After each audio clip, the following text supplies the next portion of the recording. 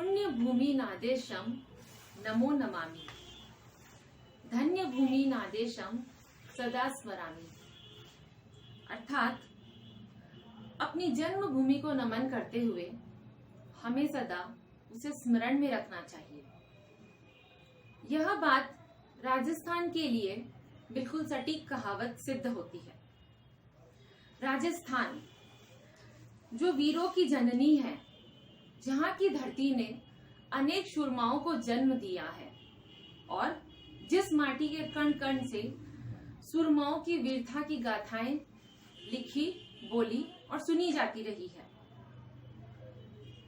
वैसे तो राजस्थान के योद्धाओं में मुख्यतः पृथ्वीराज चौहान, महाराणा सांगा और महाराणा राणा प्रताप का नाम ही समय समय पर उल्लेख होता रहा है। किंतु ऐसा नहीं है कि यहाँ की धरती की सूरमाओं की जो सूची है उसमें सिर्फ ये 3 नाम ही मुख्यतः बार बार दर्शाए गए हैं। यहाँ की धरती के कदम कदम पर एक से बढ़कर एक योद्धाओं का जन्म हुआ है, जिनकी वीरता के किस्से यदि हम सविस्तार पूर्वक बताएं तो शायद वर्तमान इतिहास की परिपाटी ही बदल जाएगी। इतनी महान गाथाओं के होते हुए भी हमारे इतिहासकारों ने सदैव इन वीरों को एक सीमित दायरे में ही प्रस्तुत किया है।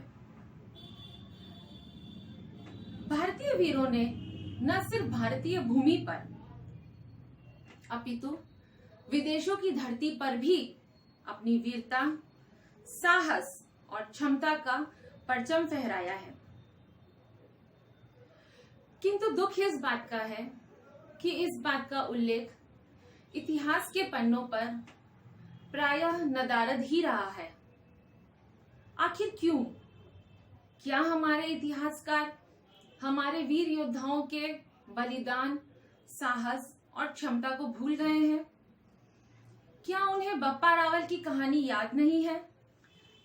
बप्पा रावल, जिनकी जीवनी भारतीय इतिहासकारों की सोच को नकारात्मक सिद्ध करती है कि भारत में ऐसा कोई शूरवीर ही पैदा नहीं हुआ है जिसने भारत भूमि के अलावा विदेशों में जाकर अपने देश का नाम, गौरव और शान का परचम वहां फहराया है।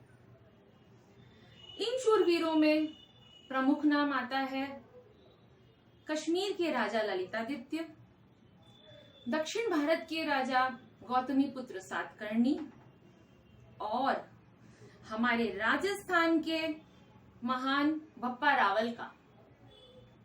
बप्पा रावल, जिन्होंने वर्तमान अफगानिस्तान में जाकर अपनी राजधानी की स्थापना की थी। हमारा आज का वीडियो हम बप्पा रावल की जीवनी पर ही आधारित गाथाओं को क्रम में रखते हुए प्रस्तुत कर रहे हैं।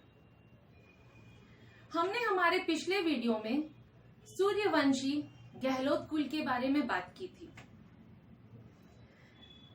बप्पा रावल इसी महान गहलोत वंश के वीरों की श्रेणी में अग्रणी स्थान रखते हैं।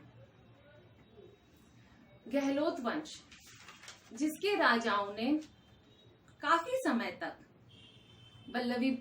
बल्लभी पुत्र पर महान शासन किया, किंतु समय की विडंबना के साथ साथ मध्य एशिया के सेंथियंस ने उन पर आक्रमण कर दिया। ओह, एक दुखपूर्ण घटना के साथ ही बल्लभी पुत्र पर शासित उन राजाओं का शासन और वहां की समस्त प्रजा अपने राज परिवार के साथ समाप्त हो गई, किंतु बची तो सिर्फ उस तत्कालीन राजा की प्राण प्रिय पत्नी, जो उस समय गर्भवती थी। वह रानी जो अपने वंश के धरोहर को अपने गर्भ में धारण किए हुए थी, इस घटना के समय अपने होने वाले बच्चे की दीर्घायु की प्रार्थना के लिए अम्बा भवानी के मंदिर में पूजा अर्चना कर रही थी। इसी इसी दौरान अपने कुछ विश्वसनीय सूत्रों के द्वारा महारानी को काल की इस घटना का पता चला। अपने होने वाले नवजात शिशु की रक्षा के लिए और अपने प्राणों को बचाते हुए रानी ने महल के बदले जंगल की ओर प्रस्थान किया। जंगलों से होते हुए वह रानी धीरे धीरे सघन वन के मध्य पहुंच गई और वहीं एक गुफा के सामने उन्होंने अपने उस नवजात शिशु को जन्म दिया। प्रसव वेदना से पीड़ित उस रानी के समक्ष कुछ ही समय पश्चात एक ब्राह्मणी का आगमन होता है। वह ब्राह्मणी, जिसका नाम कमलावती था, रानी को पहचानती थी और रानी को देख करके उस कमलावती ने रानी की सेवा टहल प्रारंभ की। जब रानी ने कमलावती को अपने समीप पाया तो अपने नवजात शिशु को कमलावती के संरक्षित हाथों में सौंपकर अपने पति का अनुसरण करते हुए पुण्य लोक की ओर गमन किया। देह त्याग से कुछ समय पहले ही रानी ने कमलावती से एक वादा लिया कि वह उसके पुत्र का लालन पालन ब्राह्मणों की तरह ही करेगी, किंतु समय आने पर वह उसके पुत्र का विवाह किसी राजपूत कन्या के साथ करवा देगी। गुफा के समक्ष पैदा होने के कारण उस नवजात शिशु का नाम गुहा रखा गया। गुहा कालांतर में जिनके द्वारा ही इस महान गहलोत वंश की स्थापना हुई। ब्राह्मणों के कुल में पैदा होने के कारण जो संस्कार ब्राह्मणों को दिए जाते थे, वही संस्कार उस क्षत्रिय बालक को भी उस ब्राह्मणी ने अपने अन्य बालकों के साथ दिए। किंतु कहते हैं ना कि अंदर के जो गुण हैं वह समय समय पर परिलक्षित हो ही जाते हैं। वैसे ही गुहा के भीतर का जो क्षत्रिय रक्त था, समय समय पर वह अपनी झलक दिखला ही देता था। समय आने पर गुहा भीलों का नायक बन गया, किंतु इतिहास में इस विषय पर कोई चर्चा नहीं है कि उस महान गुहा का अंत कब, कैसे और कहां हुआ।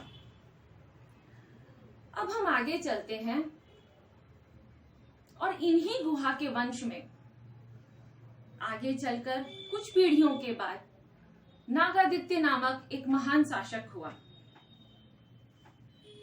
वह शासक तो महान था, किंतु उसकी सत्ता जो भीलों के मध्य थी, उन भीलों ने अपने राजा के विरोध में विद्रोह कर दिया और उस राजा का अंत हो गया।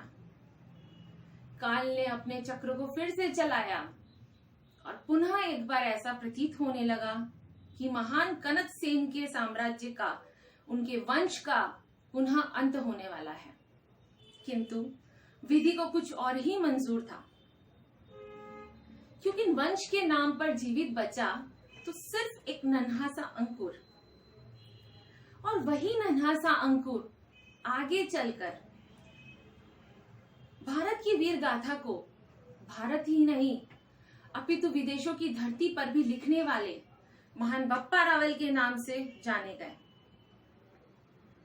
बप्पा रावल, जिनका लालन पालन भी किसी ब्राह्मण कुल में ही हुआ था, और इत्तेफाक यह रहा कि वे ब्राह्मण भी कमलावती के ही वंशज रहे थे। बप्पा रावल बचपन से ही बहुत निडर, निर्भीक और शरारती रहे।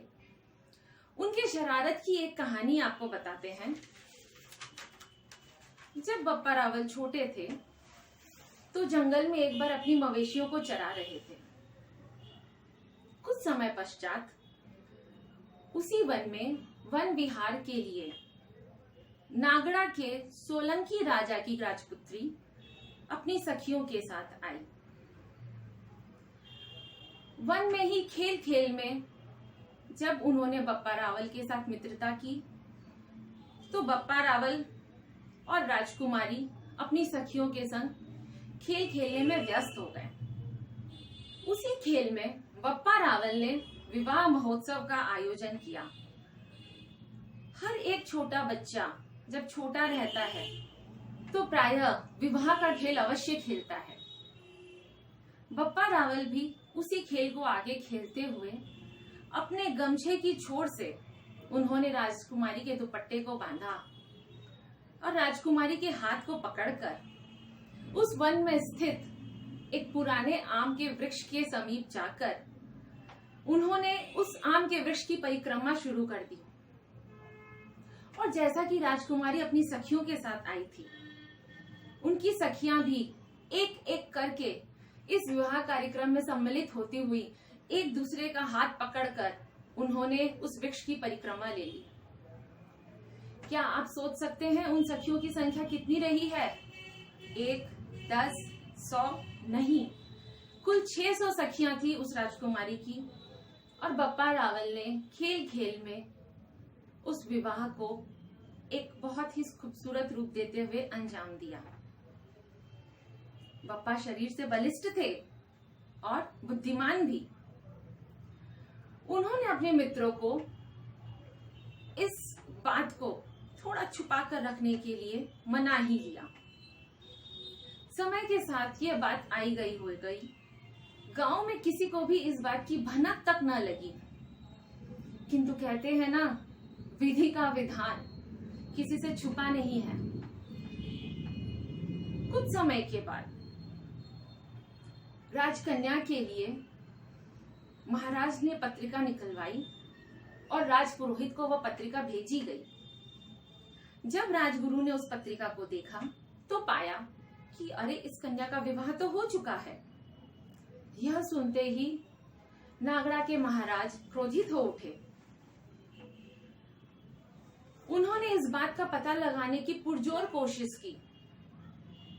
वहीं उनके गुप्तचरों द्वारा धीरे धीरे इस बात का पता लगा लिया गया कि इस घटना के पीछे बप्पा रावल का हाथ है।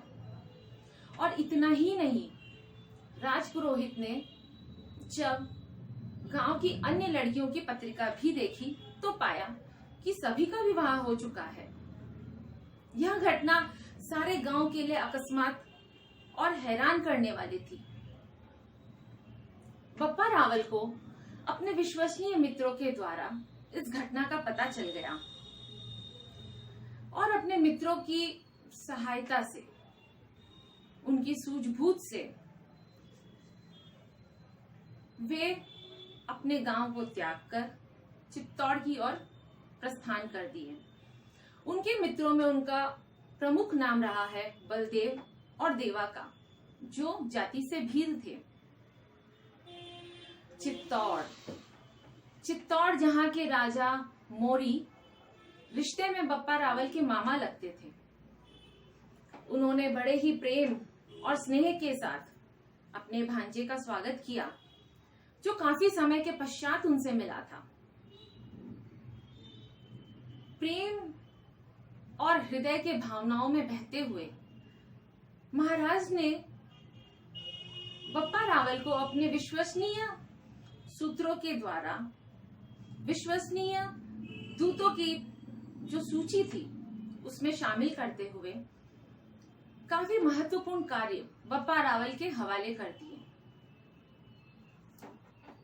जाहिर है यह बात तत्कालीन प्रमुख अधिकारियों को तो बिल्कुल नागवार गुजरेगी। वे सभी राजा और उनके शासन के विरोध में आपस में एकजुट होकर के षड्यंत्र रचने लगे। और इत्तेफाकन इसी समय एक विदेशी आक्रमणकारी ने चित्तौड़ की धरती पर आक्रमण कर दिया।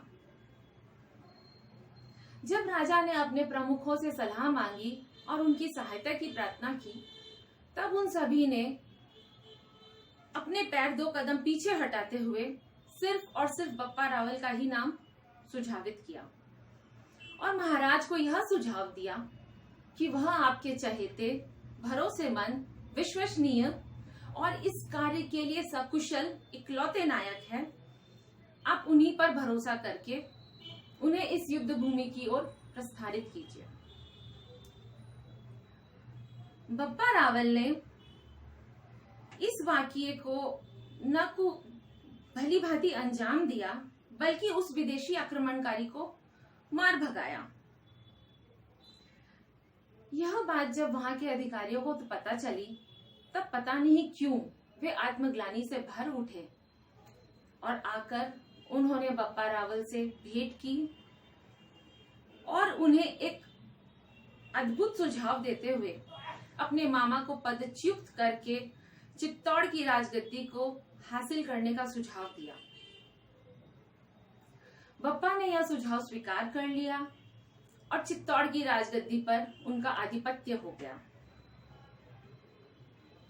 राजा बनते ही बप्पा ने सर्वप्रथम गांव की उन 600 कन्याओं के साथ विधिवत विवाह किया था, जिनके साथ उन्होंने बचपन में नादानी से विवाह का खेल खेला था।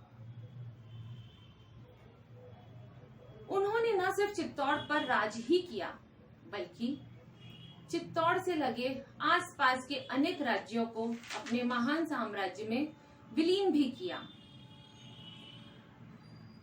चित्तौड़ से होते हुए भारत की बाहरी सीमा में उत्तर की ओर खोरासान तक उनके राज्य का परचम फहराया हुआ था।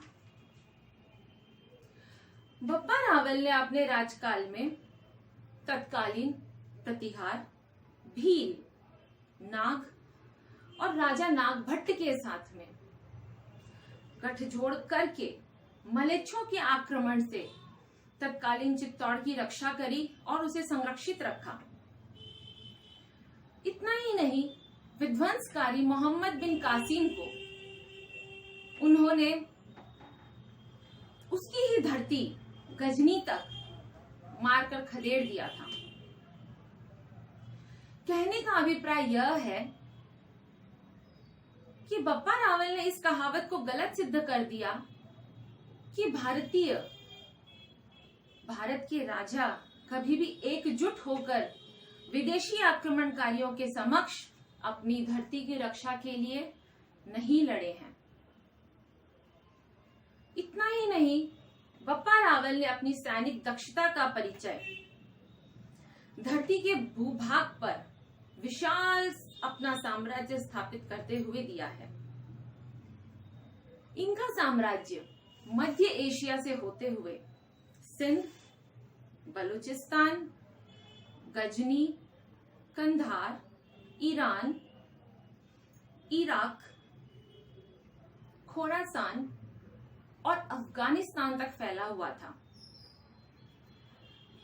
इन्होंने न केवल धरती पर अपना आधिपत्य ही स्थापित किया, अपितु विदेशी राजाओं के साथ में अपनी सूझबूझ और सैनिक दक्षता के परिचय देते हुए उनकी कन्याओं के साथ विवाह संबंध भी स्थापित किया। बप्पा का यह कार्य उनकी दूरदर्शिता को परिलक्षित करता है।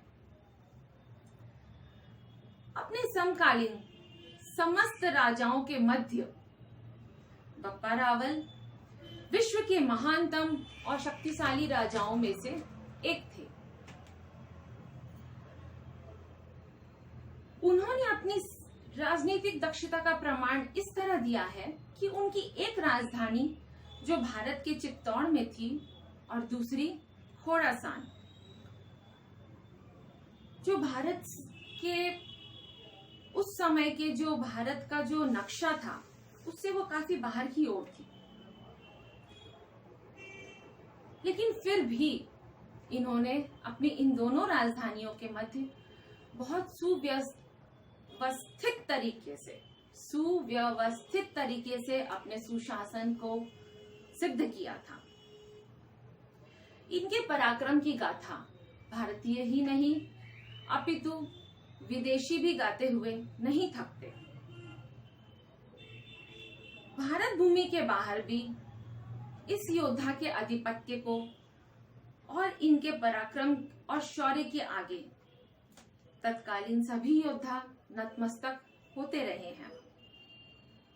माना जाता है कि इन्होंने अपना जीवन 125 साल का जिया और 125 साल का लंबा जीवन व्यतीत करने के बाद इन्होंने वानप्रस्थ लेकर वनों की ओर गमन किया था।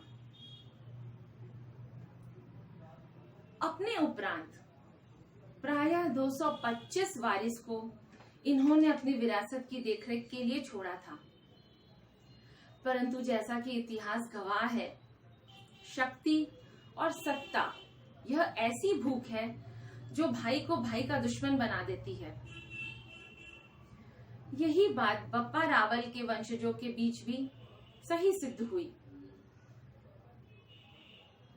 और इस तरह एक महान पराक्रमी योद्धा बप्पा रावल द्वारा स्थापित उनका विशाल साम्राज्य उनके ही पुत्रों के हाथों कमजोर होकर विदेशी आक्रमणकारियों के शक्तिशाली हाथों के समक्ष टुकड़ों में बट गया। इन सभी ऐतिहासिक विवरण के अतिरिक्त भी बप्पा रावल के बारे में अनेक लोक कथाएं और किंवदंतियां प्रचलित है। ऐसा कहा जाता है कि राजस्थान के प्रसिद्ध एकलिंग का मंदिर, एकलिंग जी के इस मंदिर का निर्माण बप्पा रावल द्वारा करवाया गया था। एक अन्य कहावत के अनुसार बप्पा रावल के एक गुरु थे जो बप्पा रावल को बहुत ही मानते और प्यार करते थे। जब उन्होंने सशरीर, ऐसा कहा जाता है कि सशरीर इस भूमि को त्यागा था, तो जाते वक्त बप्पा रावल के हाथों में एक विजयी तलवार प्रदान की थी। वह तलवार जो देवताओं के शिल्पी विश्वकर्मा द्वारा निर्मित और मां भवानी द्वारा प्रदत्त थी और कहा जाता है कि उसी विजयी तलवार के बल पर बप्पा रावल ने अपने जीवन भर की विजय गाथा को अमर किया था। ऐसा भी माना जाता है कि राजस्थान जो अपने व्यंजनों के लिए भारत ही नहीं बल्कि पूरी दुनिया में प्रसिद्ध है, वहां की प्रसिद्ध बाटी, जी हाँ, हम बाटी की ही बात कर रहे हैं, बाटी, उसका आविष्कार भी बप्पा रावल की ही देन है। बप्पा रावल जो सुबह से लेकर शाम तक अपनी समस्त सेना के साथ युद्ध में ही व्यतीत करते थे अपने दिन को, उनकी परिचर्या में खाना बनाना और खाना खाना ये दोनों काम महत्वपूर्ण नहीं अपितु गौण थे। सुबह से लेकर शाम तक जब उनकी सेना युद्ध में व्यस्त रहती थी, तब उनके सैनिकों ने एक उपाय सोचा। सुबह जब वे युद्ध के लिए जाते थे, तब आटे की बड़ी बड़ी लोई को बनाकर लड्डू का शेप देकर वे उसे रेत में दबाकर चले जाते थे और रेगिस्तान की चिलचिलाती तेज धूप में जब दोपहर को बालू गर्म हो जाती थी, तो उस गर्मी के कारण आटे के वे लड्डू जो रेत में दबे रहते थे वे भी सिक जाते थे। और शाम को जब थकी हारी सेना अपने राजा के साथ वापस आती थी, तो गरम गरम दाल के साथ रात में बप्पा के सैनिक उस बाटी का आनंद लेते थे। तो यह है जीवनी हमारे राजस्थान के प्रसिद्ध योद्धा बप्पा रावल की, जिन्हें इतिहासकारों ने न जाने किस कारण और हमारे तत्कालीन समय में हमारे आज की जनरेशन, हमारी आज की जो पीढ़ी है, हमारी आज की जो नस्ल है, उसके समक्ष इस उदाहरण को प्रस्तुत ही नहीं किया। लेकिन अगर हमारे आज के बच्चे बप्पा रावल से कुछ सीख लेंगे तो भारत ही नहीं अपितु भारत के बाहर भी भारतीय संस्कृति, सभ्यता और विरासत का हम परचम फहरा सकेंगे।